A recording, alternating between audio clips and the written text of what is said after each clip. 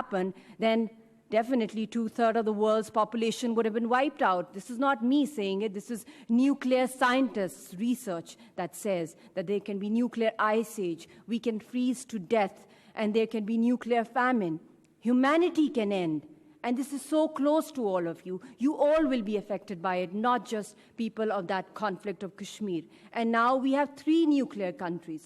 We don't have just India and Pakistan, we also have China and Ladakh. So it's at loggerheads. The situation is escalating. And the only hope right now for the world is to save the Kashmiris, to save the Kashmiri representatives, because that chair is lying missing.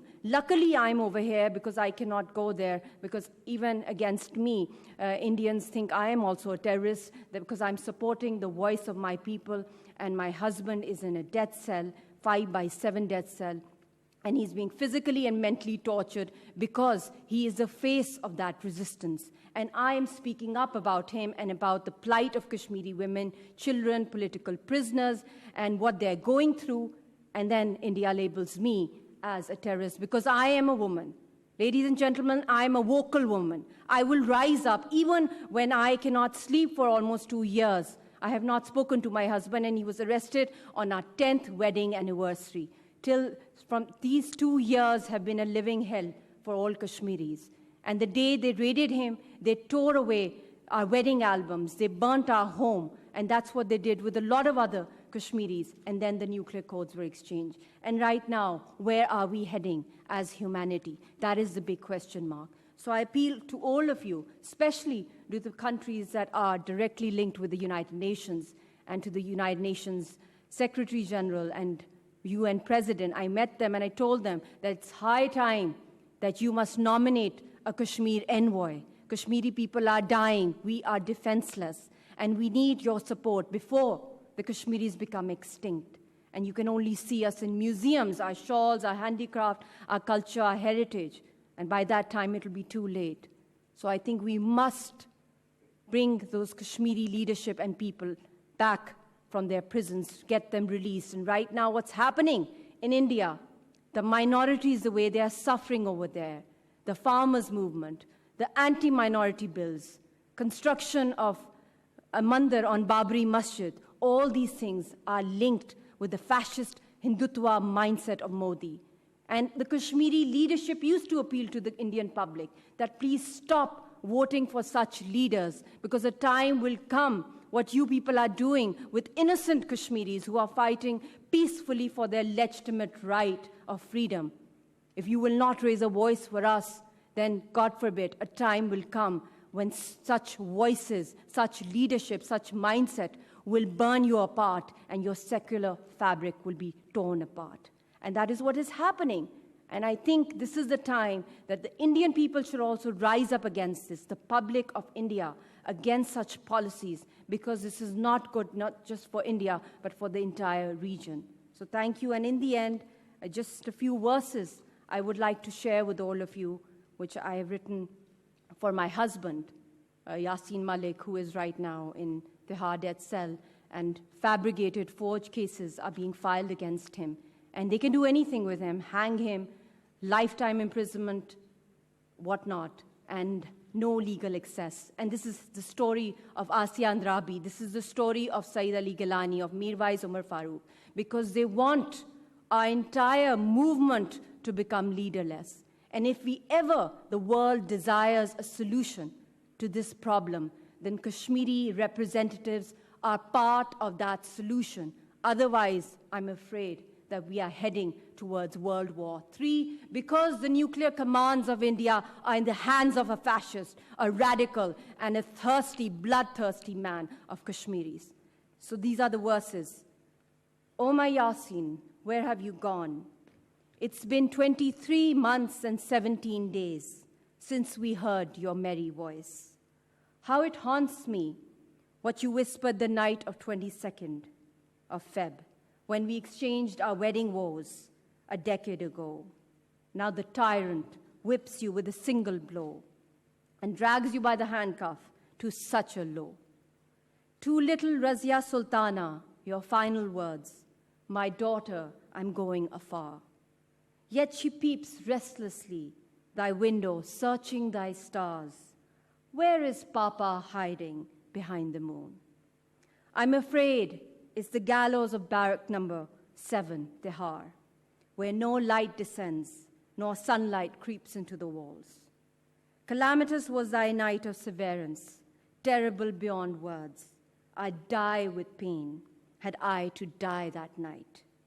O my Kashmir, when the vultures took you away, all your admirers left you astray. You gave a glimpse of heaven, they say, another name for paradise. Our hearts are bleeding, blood dripping from our veins. Some brothers of Hitler are celebrating blood parties on our soil so red. Thy rivers are red with graves at every mile. Oh my Kashmir, oh my Kashmir. Thank you.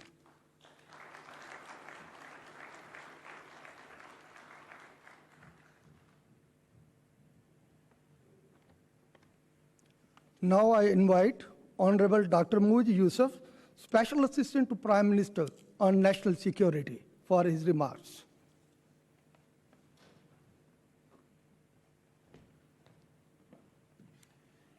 Assalamu alaikum ji, good afternoon. And thank you, Azasa, once again for partnering with us to make this happen.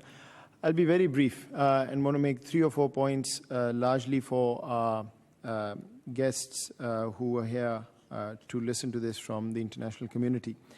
Let me just begin by reflecting on what has been said, which is an impossible act to follow, a personal story. But there's a fundamental problem with which I deal every day sitting in my office. Because I look at a country where my Prime Minister's instructions are to focus on economic security, to focus on welfare, to focus on connectivity, with a central pillar of his vision being regional peace. That's the task I've been handed. And then I look across my eastern border and find a country that's gone from bad to worse, a country that's become more and more intolerant, that celebrates vigilantism, and has been approaching the illegally occupied territory of Kashmir the way the 2 speakers before me have spoken. With this difference in mind, the toolkit that Pakistan works with to effect change in policy and to achieve the ultimate objective is very limited. What is the ultimate objective? 2. Number 1, and the ultimate sort of goal, is peace. Even today, despite everything else, what we look at is how to achieve peace in the region.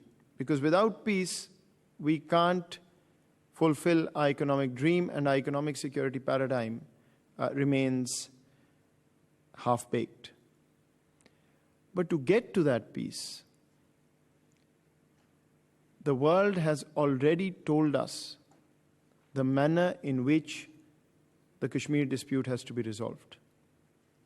I haven't come up with that, Pakistan hasn't come up with that, nor has India. It is enshrined in the UN Security Council resolutions, decided by the United Nations, on a plea taken by India. We know exactly what we need to do. And there's no movement on that. If there's no movement on that, I'm afraid this whole idea of regional peace is basically words that increasingly, at least if I speak for myself, I feel the world is not serious about. So then I raise the next question. The champions of human rights don't seem to care about Kashmiri lives. The champions of regional stability, which is crucial if you want nearly 2 billion people to find a way to prosper, don't seem to link the outstanding dispute of Kashmir and what is happening in illegally occupied Kashmir with the need for peace. And if you leave everything aside,